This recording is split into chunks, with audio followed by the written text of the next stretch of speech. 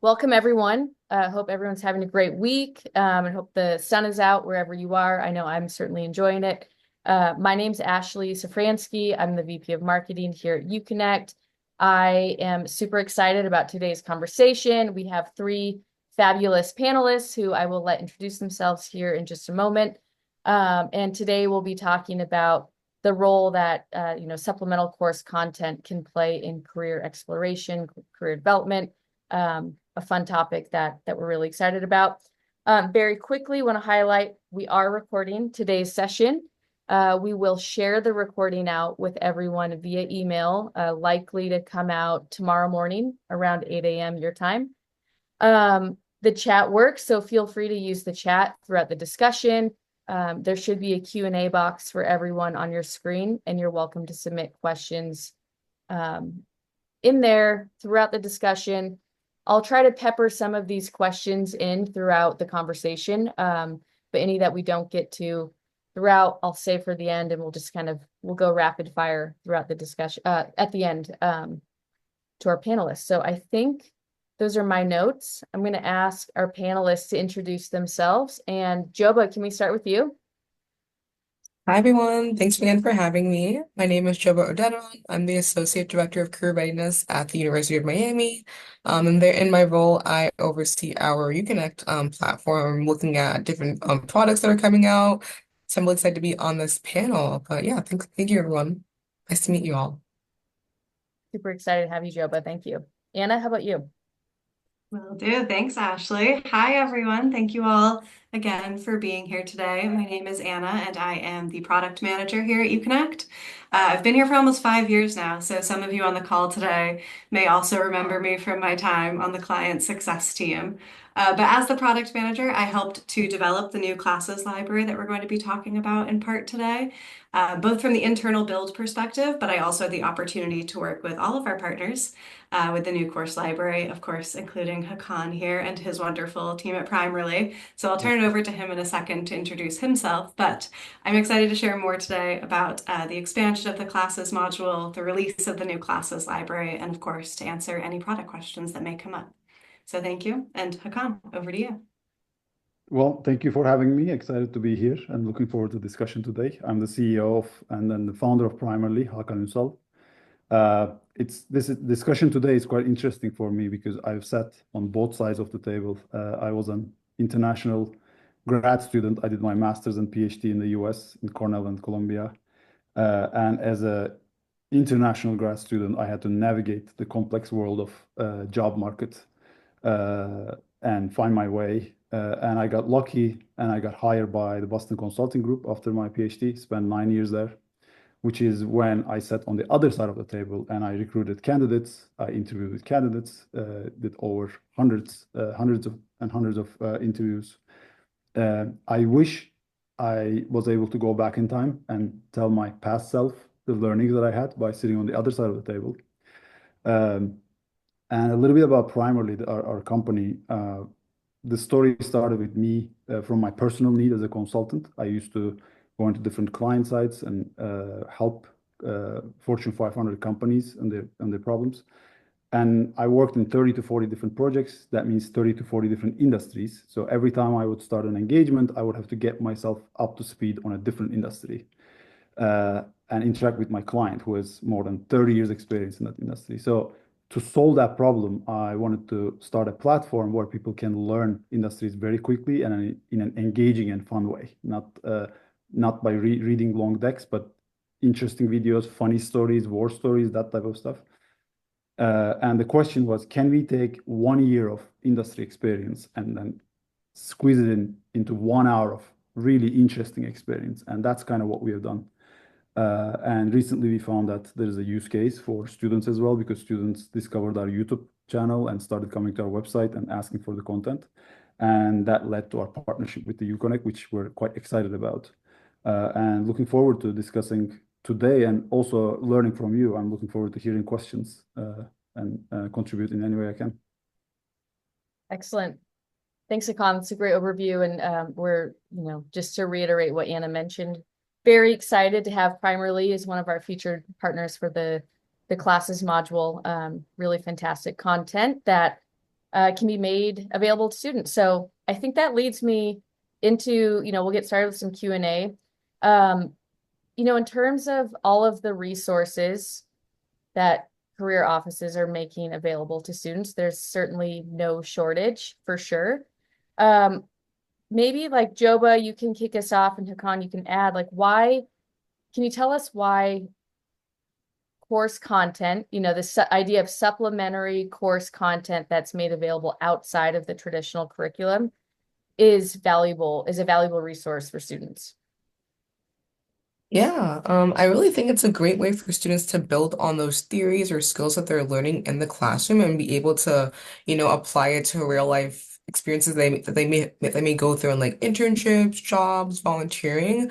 And they can do it at their own pace, which I think is really amazing. So I feel like the difference between that and like reading a blog about like how to interview for like an engineering internship can be really different because they're able to, go through like 10 hours of content, do a quiz, and also receive sometimes like a certificate or something saying like, hey, I did this extra course on these skills that employers are hopefully looking for in like they're like the best candidates. So it's a really good way for them to really put those class skills like to work and be able to get like I guess proof of that. So I think it's a great resource for students to be using when they're like exploring career options. Yeah. What do you think, Hakan? I think it's a fantastic question. Just to make the question harder, I would add ChatGPT into the mix as well, right? We're living in a world where information is highly accessible, no shortage of resources, like you said. For me, it's a question of what kind of results you would like to see, right? So the thing is, the short answer to that question is the content that is designed to teach something with an intention to teach is always going to perform better at teaching. So you will find blogs, you will find a lot of articles and information online, but someone has to go through the painful effort of figuring out the relevant pieces of information, putting them in the right sequence, adding some storytelling into it to make it engaging, right? That is what I call the packaging is actually the highest value delivered at this day and age.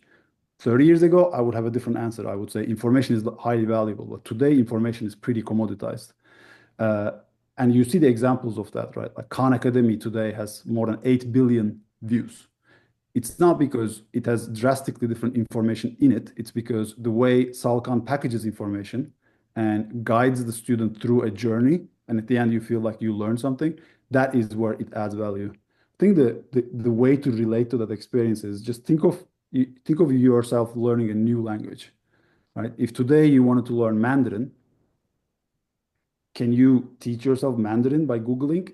I think the answer is yes, but it would take such a long time that you're very likely to give up in the process, right? So if someone played the guide role and then laid out the foundation for you, laid out the path for you, and made it shorter and interesting and engaging, you're more likely to succeed and not give up. I think that's kind of the main difference. And this is actually a quite standard principle in product development. I hope Anna will agree with this, but when you're designing a product, if you have a very specific use case in mind, and if you know the user really well, your product will perform better, right? And Uconnect is a living example of that. There might be other platform who does similar things, but no one will do it as good as you guys do for career services, right? Because you know your user really well, you know their pain points really well. It's very top of mind for you. Swiss Army knife is a great product, but none of us use it in the kitchen to cut things, right? So it is not the best knife. It's not the best corkscrew. So that is the question for me. If you want to get amazing results from your learners, and they will come back to you and ask for more content, and you want to increase the engagement, then it makes sense to go with something that is actually designed for their purpose, their needs. Yeah. I think that's spot on, Hakan, right? There's no, students have access to so much information. And I think part of the value and where, career professionals can really help step in is the curation of that. And, working with, vetted partners who, are packaging, the packaging, as you mentioned, and the wraparound is so important in making sure that we're delivering the right information. It's vetted, it's curated, and we know that it's tailored to their needs and where they're at in the process.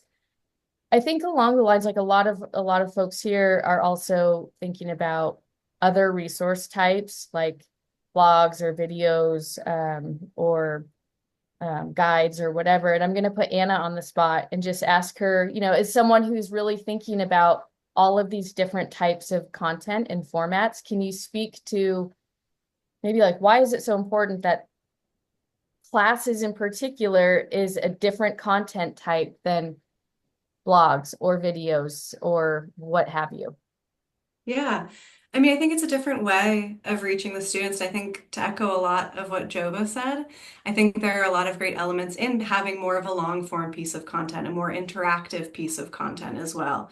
So a lot of the courses that we are making available are courses that do have interactive quiz elements, where they do give you that certificate at the end of the day that you can actually add to your LinkedIn, that you can promote in an interview. So the course content, just by virtue of being able to provide all of these more interactive components, as opposed to just something that you may be more of a passive observer in, but something that you can actually participate in yourself. Yeah, thanks, Anna. So I think that's Yeah. helpful. Question for the group. Anyone jump in? What are some of the most in-demand skills or competencies employers are looking for?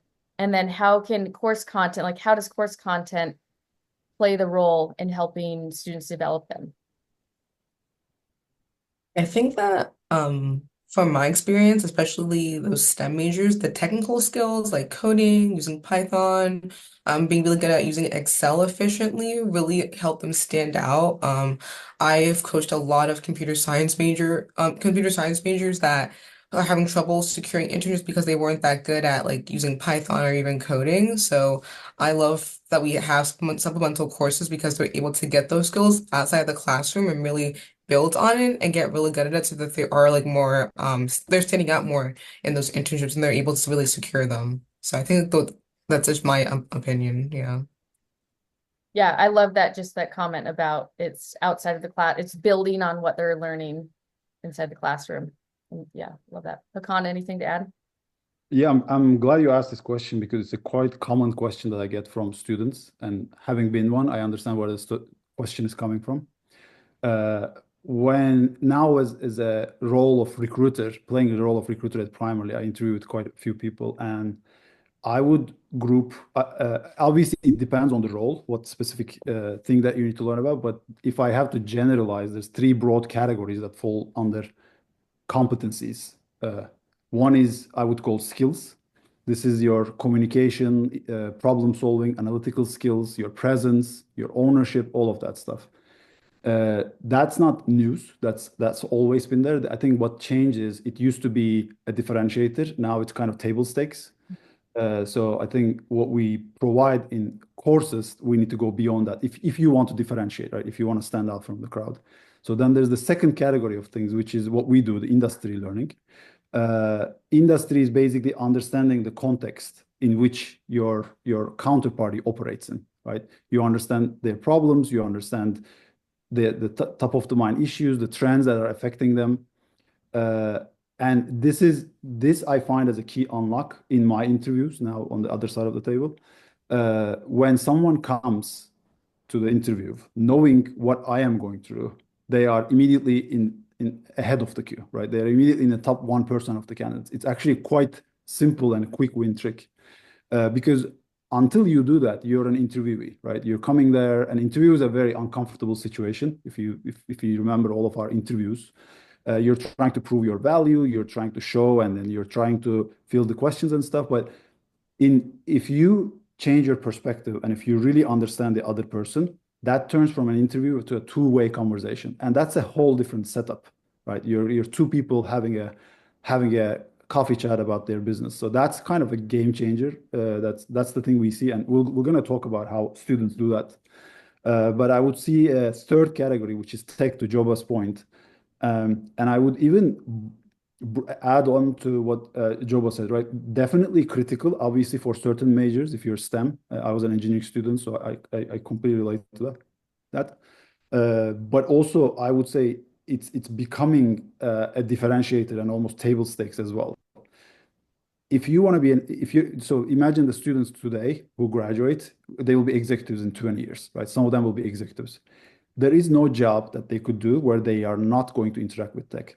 Some of them will be in tech world, right? They're going to be developers, they're going to be building products, but some of them are not, but they are still going to rely on tech. If you're head of marketing, if you are chief strategy officer, if you're head of operations, there is no decision that you could take without really understanding the ramifications of industry. Just being a consultant, I've experienced this many times, right? In the C level, like the boardrooms, number one topic on the agenda is always tech because that kind of limits what you could do. That kind of determines how your decisions will play out in the real world. So I used to think that having coding skills is almost like literacy. Like 5 years ago, I would think that way. Now the obvious one is AI, right? Probably in 10, 20 years, being able to operate with AI and leverage yourself, what you can do is kind of going to be like literacy. And none of that is not obvious. Obviously, everyone is saying this, but just like the world is going to be completely different, where your teammate is going to be an AI agent. It's not even AI, it's AI agent now. So I was very happy to actually see the list of courses that are offered in the classes module, and there's quite skew to tech, right? There's Code Academy, which is fantastic tool for learning coding, and there's many others about tech related. Even in our industry primers right now, we always have a section where we talk about how is tech impacting this industry, and then we have a separate section where we talk about how AI is impacting that industry. That if you not understand that as a student, you're going to have a different conversation with employers. That's going to be a huge differentiator.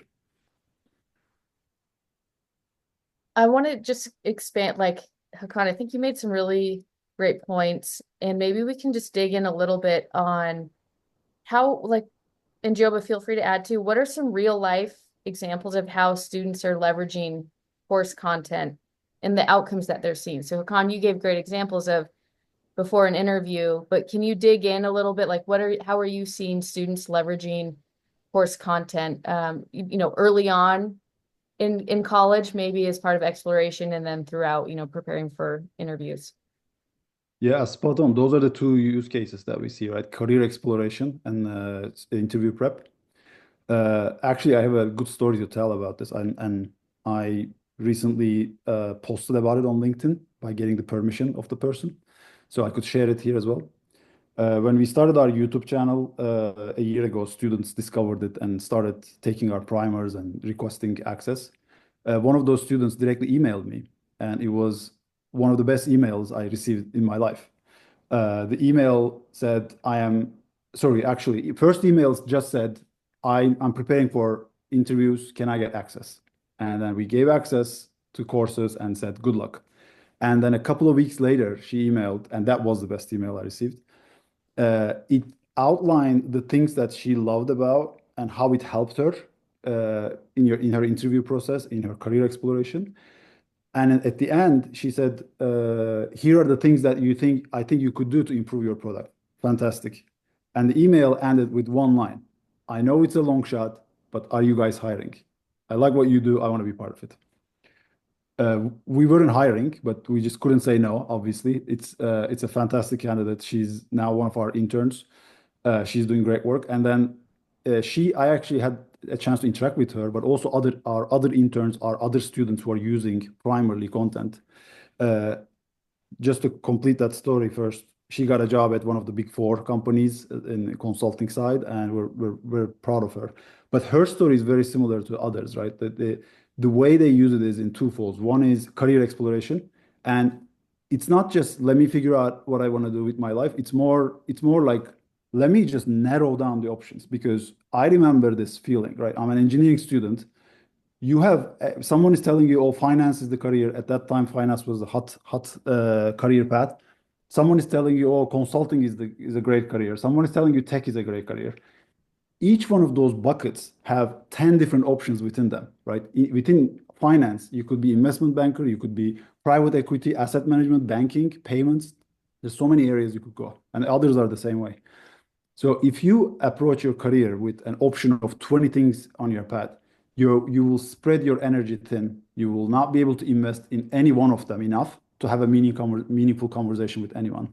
The moment you narrow it down to two or three, that's when you could go deep and have really interesting interactions with people from that industry. Your network grows faster, your knowledge grows faster. So that's kind of the value that I see. And also, if you're narrowing it down, when you have that conversation, you seem more confident. So when someone comes to our interviews and say, "Look, this is everything I've done in the last 4 years," right? We were just actually talking about this before we start with Jova, right? People are starting to think about their careers earlier and earlier, even maybe freshman years.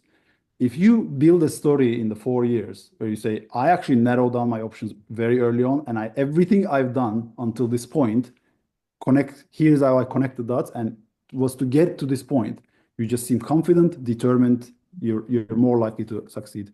The second piece, interview prep, is the obvious one, right? This is what I mentioned. Like if you could engage in a conversation, that's different than just and it's not just engaging in a conversation, but there is a part of the interview at the end, which I think is the 50% of the interview, where you tell candidates, do you have any questions?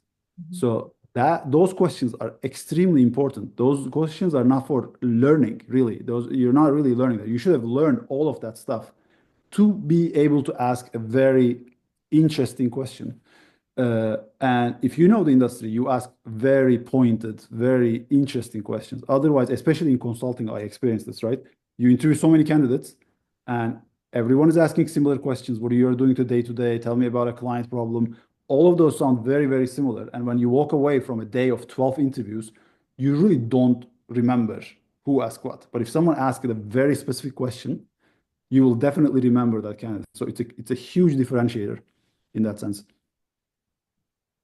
Couldn't agree more. I think so much opportunity.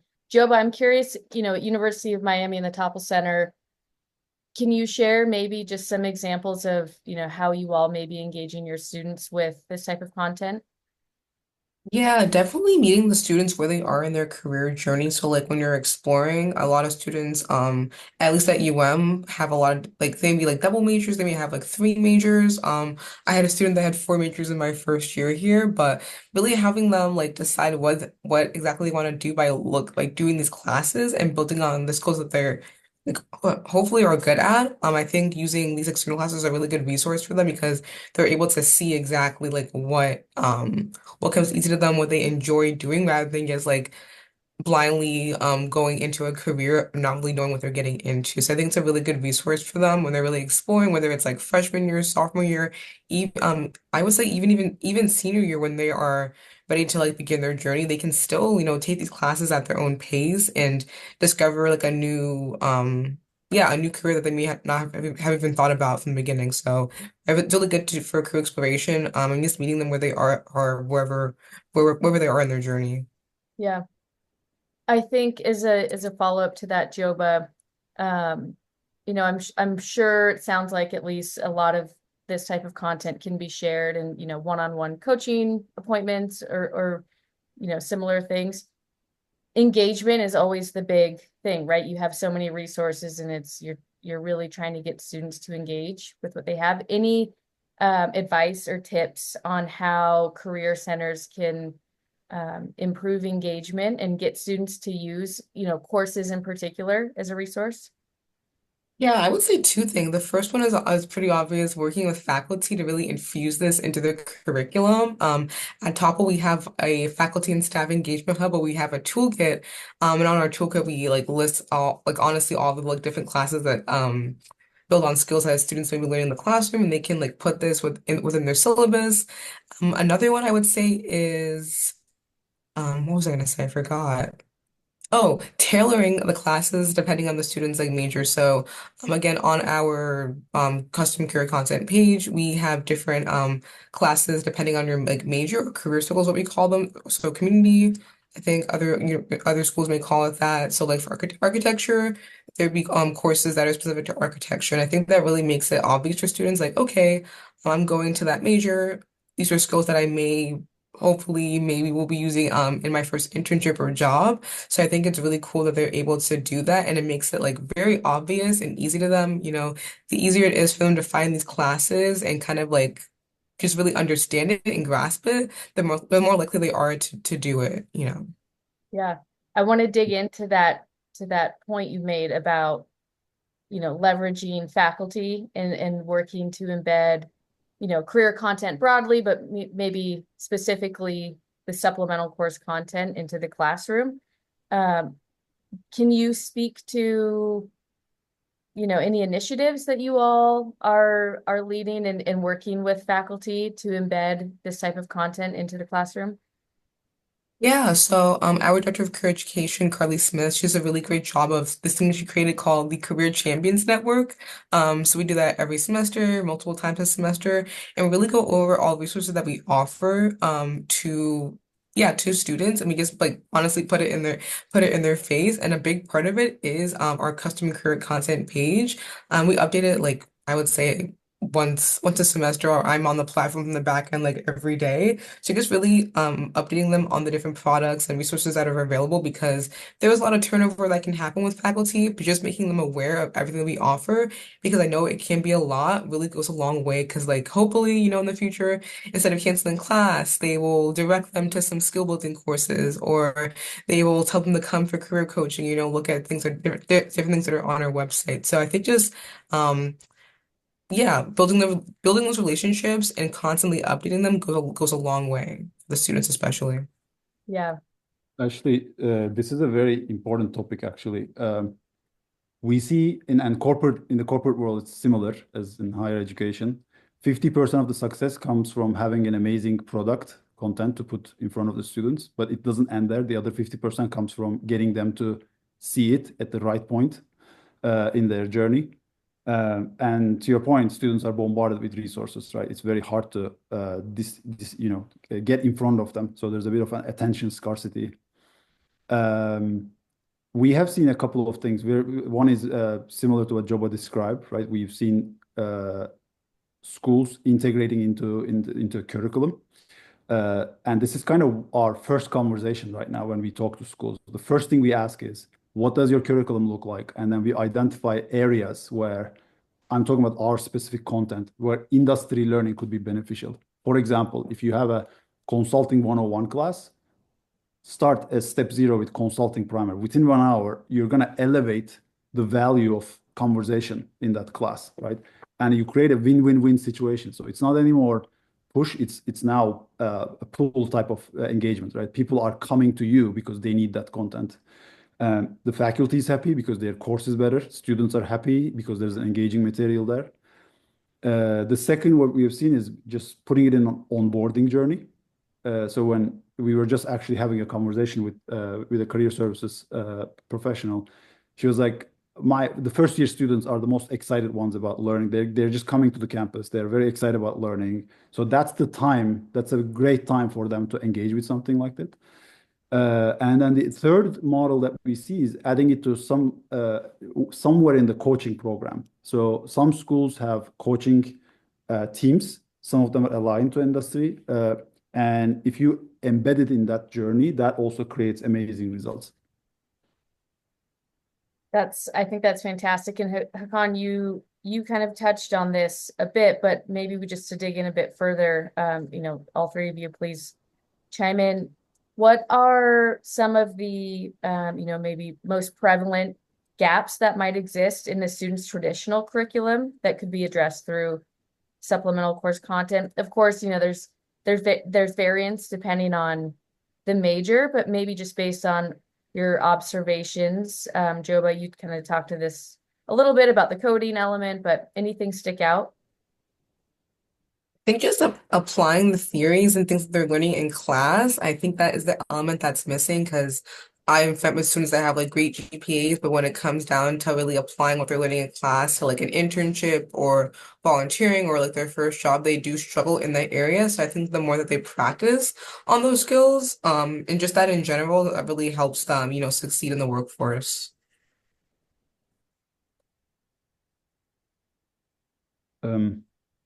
There is a gap between academic curriculum and what we call as career ready, right? There's definitely a gap, and it's a long debate, right? How much of that gap should be filled by academic curriculum? Which doesn't matter which side of the argument you are, but we all agree probably that you want students to be ready when they start their jobs, right? No matter which career path they go. So there is a gap, and it's a big gap to fill, and a lot of it falls on career services with limited resources. So there's a hard work to be done there. What I could tell is if I have to go back to that three category framework, skills, industry, and technology, as an employer, uh, I see academic curriculum filling mostly the skills gap in an indirect way, right? So what is the example of that? When you take calculus class, you're not going to use most likely calculus in your job. 99% of people won't use calculus. But what I know from the score that you got from that, you're a problem solver, you're an analytical thinker, right? Or your GPA tells me that you are a disciplined person, you take ownership, you showed up at the, where you're supposed to, and then did the things that you're supposed to. So it all goes into skills bucket. You wrote essays, which means that you could articulate a point, you could break down a complex topic, right? All of that actually tells me that you are good at skills. Uh, but what happens when you come to industry and tech, right? Take the industry example. You're a history major, but you want to do consulting. So how do I bridge that gap from my academic curriculum to what I want to do? Or let's come to tech. Let's take this example. I studied history and I want to work in a startup. There is no way I will have a job that doesn't touch AI in the next 10 years. So how am I going to fill that gap? So there is a gap, but I see that mostly on the second and third categories, not filled by academic curriculum.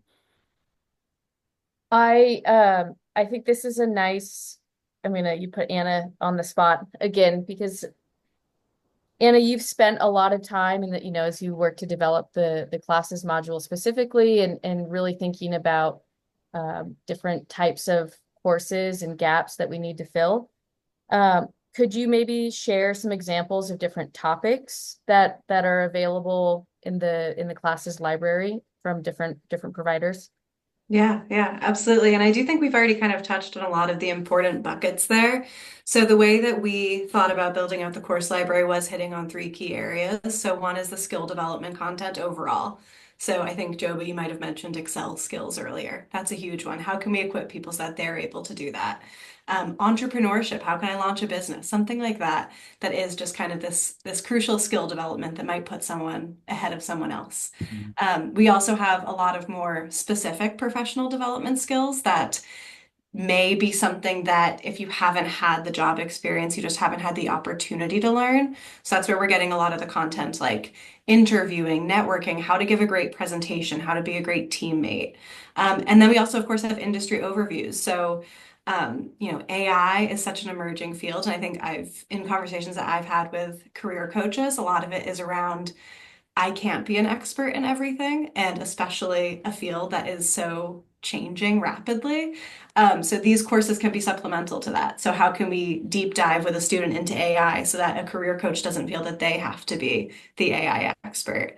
So a lot of those industry overviews, I think, are helpful through that lens of both, supporting the career services team, but of course, as well, to all of Hakan's points, they're really equipping the student to understand the industry better if that's something that they're interested in pursuing.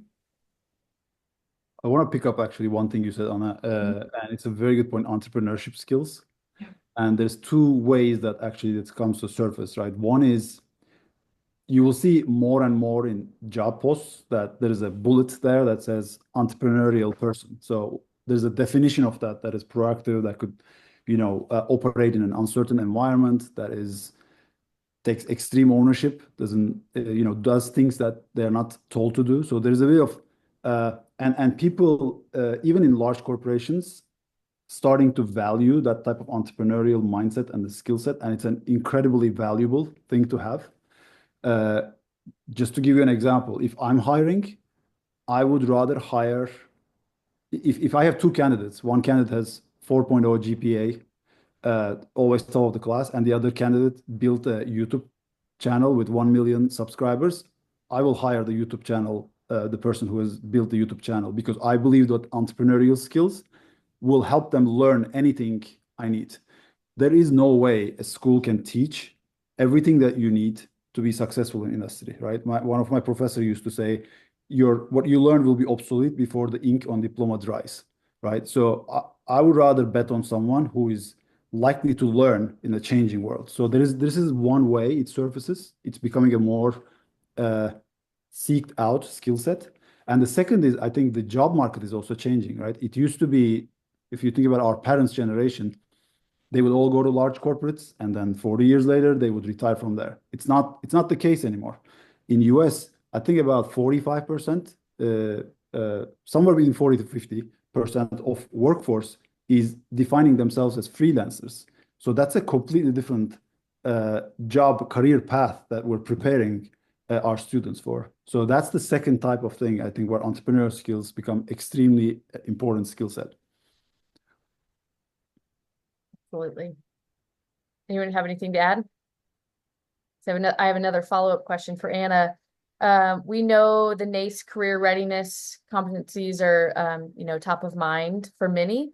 Can you share even just briefly how, maybe the course content helps fulfill some of those competencies? Yeah.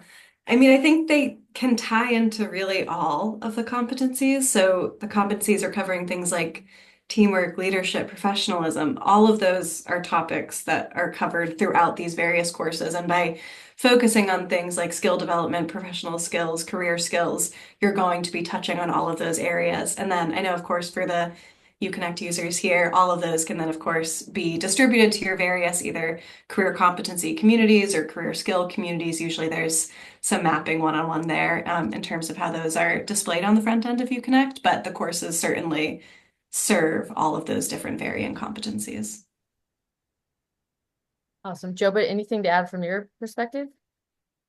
I was gonna say that I know that you're asking like what skills can they build on using these, and I think two skills that I think that they do get out of these classes are one, critical thinking, is they have to go through all of these courses. They'd be like 4, 5, 6 hours, and then do quizzes after all of them. They can touch on things such as like crisis management, which is like a really important skill that students should be getting throughout college, but they might not be like directly getting that out of their classes. So I think those are just like two things that I was thinking about that they could potentially get out of it. And I know critical thinking is a really big skill that both employers and students, of course, really are looking for. Anything on your end, Hakan? Want to make sure you have a chance. I mean, on demand. So digital learning, the powerful thing about digital learning is on demand, right? On demand means you take it when you need it, and you take it from the best instructor in the world, not the best instructor who happened to be around you, available around when you need it. So the power of that is basically taking it when you need it. And what that does is it gets you to a point where you can consume more information, right? You take, let's say, the 101, and then now you could read an annual report, you could follow the news, you could talk to people. So it kind of jump starts your journey. So I would say that's the power of digital learning, and that's one of the biggest things that they get out of this type of learning format. I'm going to I want to ask, I want to make sure Anna has, a few moments to just quickly even show what we're talking, all this stuff about course content and to help folks visualize it. But I want to, ask the question broadly, I guess, for the group, if you have anything to add, like you're a career professional and your team's, thinking about, hey, we want to start making class content like, some of the things that we've been talking about more available, and curating that content for their students. Any advice for getting started?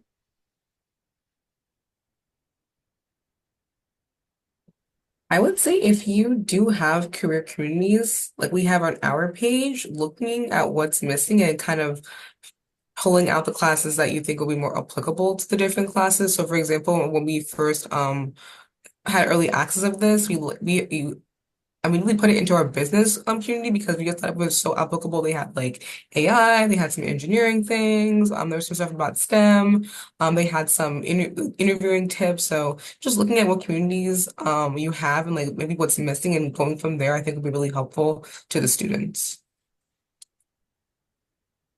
If I have to pick one thing, and I'm not a career source professional, so I'm speaking a little bit from outside, but at least from my experience in the corporate world, and also in higher education, what makes it a successful launch. I would say increase your odds of success by reading the demand signals, and not just from students, but also from faculty. So if you find a way to do it, create a win-win-win situation by bringing the best-in-class content, which I think your team has already made the first step, took the first step on that. That I think will be a key differentiator. Cool. Anna, can I turn it over to you to give us a little overview? Of course you can. Okay, let me go ahead and share my screen quickly. Okay, so what I have pulled up here is our demo site. So I'm going to go back to the admin dashboard that we have here. So this is something that isn't student accessible. This is for career services staff here. But in the dashboard, if you expand the publish section and then you click on classes, this is where you're going to find all the different elements of the classes module. So there are a few different ways that classes can be added. They could be added manually, they can feed in through an integration, and then of course we have our phenomenal new external class library that I want to showcase too. So first, I'll just show you quickly.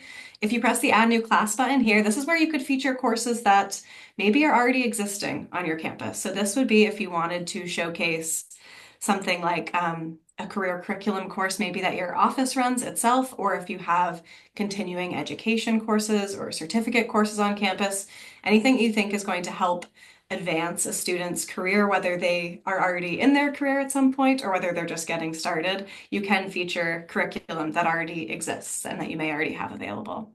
You can also, if you're a LinkedIn Learning subscriber, you can reach out to our support team and they could go ahead and they could get that set up. So with the LinkedIn Learning integration, if you do have access to that tool, we can work with you to pre-map and pre-tag content from within that library so that it can automatically publish to your various communities.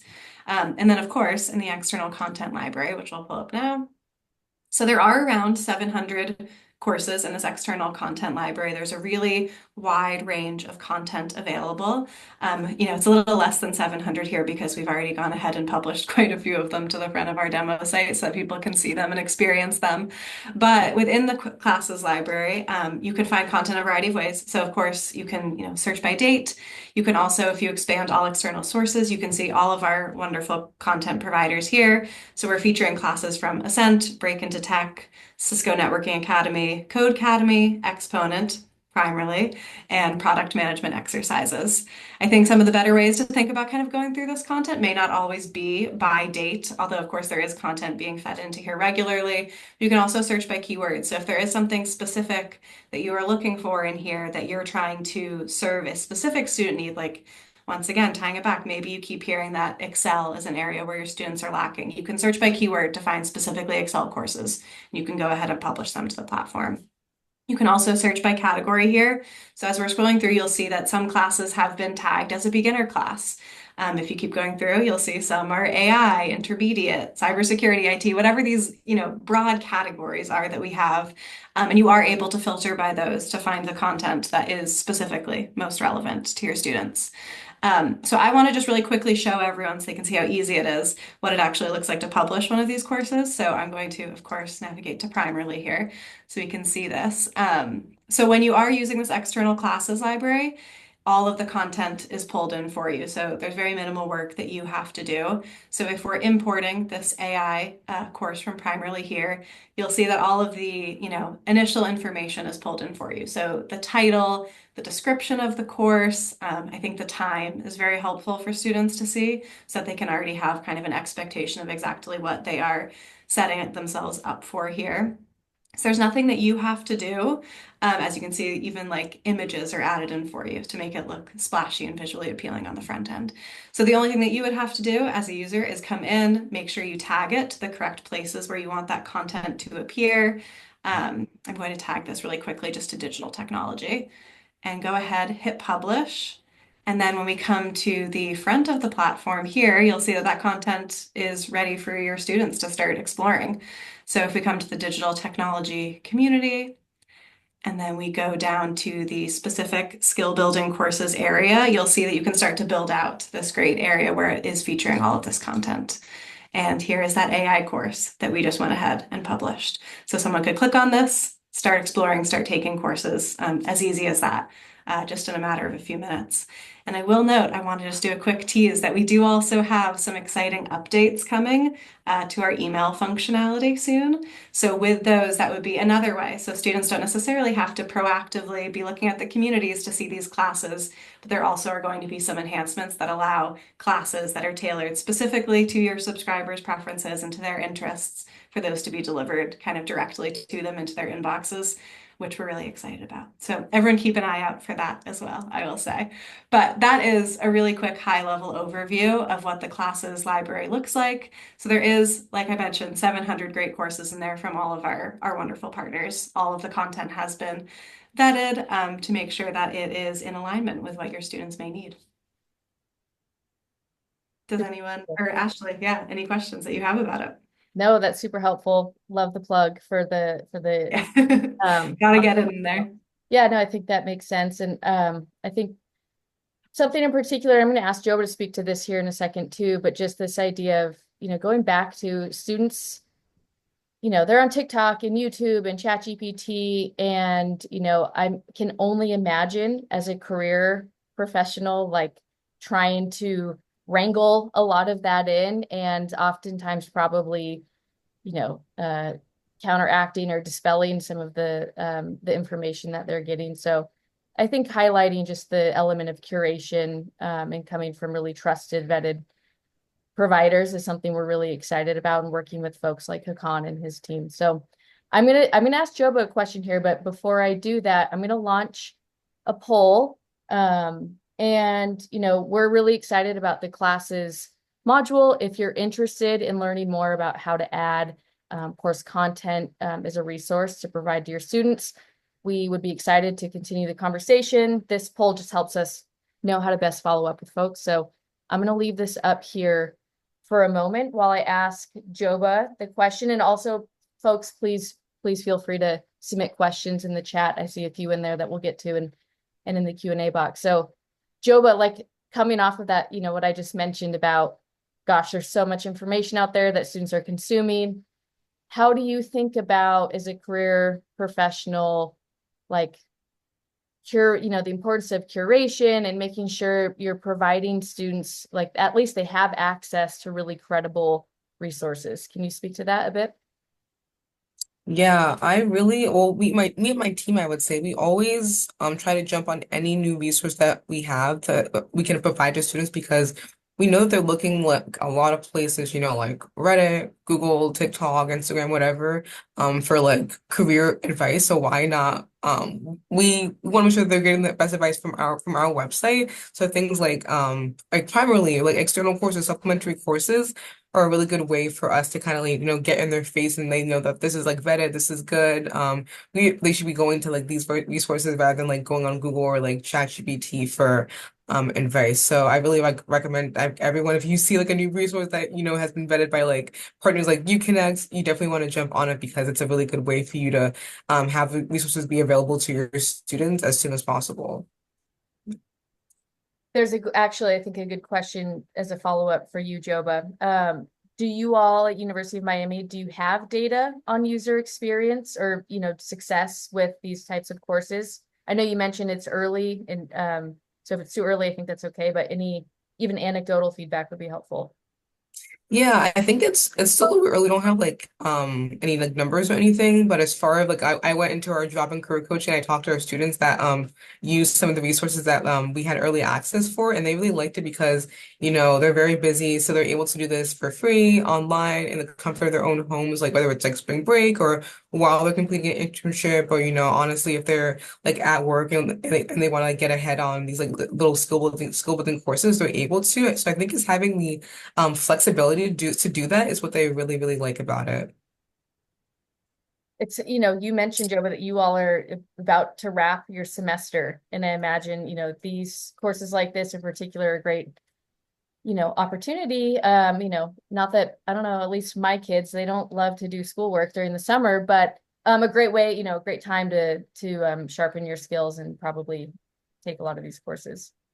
Yeah, even as alumni, if let's say there's a senior that was graduating and they realized they really were into consulting, they have a chance to do this in the comfort of their own homes during the summer, and they were students, so they still will have access to this, like to do whenever they're available. So that's a really good resource for a lot of our populations.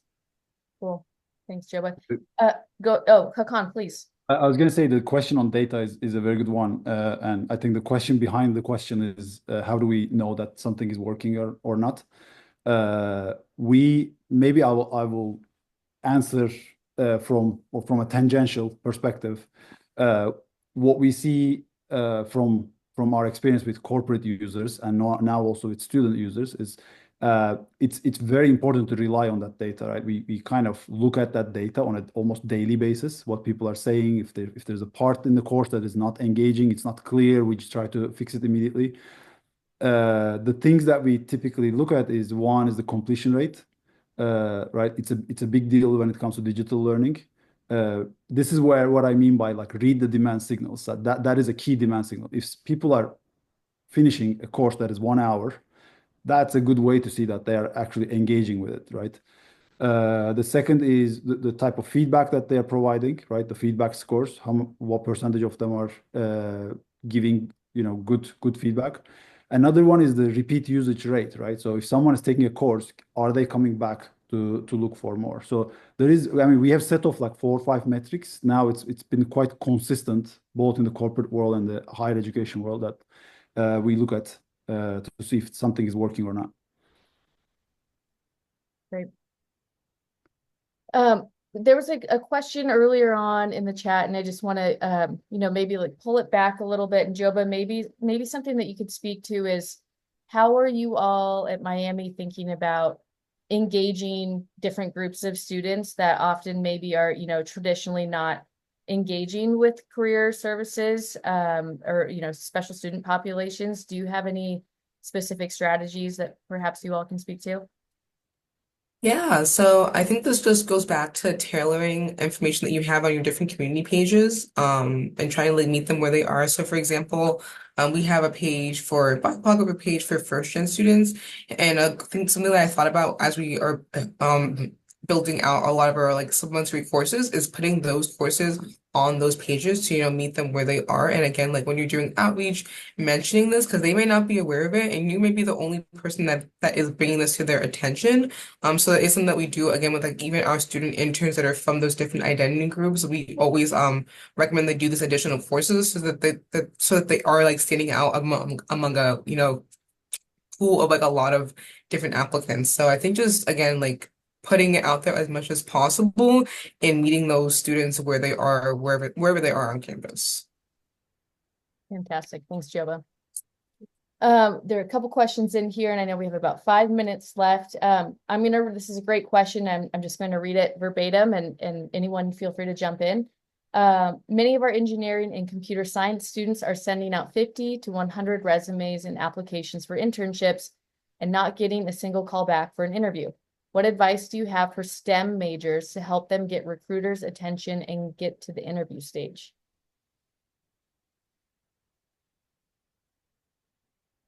So I'm a STEM major as an civil engineering student, so I kind of relate to that a lot. So let's zoom out a little bit. Like the job market went through different phases, right? If you think about pre-COVID, very hot job market, hard to find talent. During COVID, completely opposite. After COVID, again, the job market is very tight. And then now we're in a different phase again.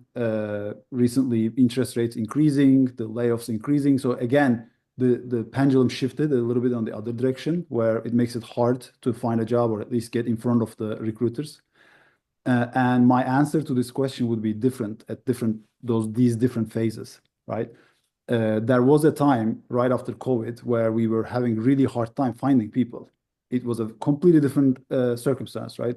By the time I was interviewing a candidate, they would have 2 offers, and I would have to almost decide on the interview and act very quickly to onboard that candidate.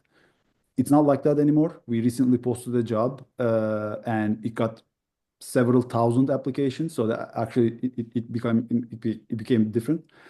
I would say when the job market shifts on the talent side, sending a lot of resumes is a great strategy. When it shifts in the other side, the depth is the best strategy. So I would favor fewer applications, but a very strong application. So today, the candidate that is ahead for me is the person who has done a lot of research, not just going onto website and Googling our name 30 minutes before the interview.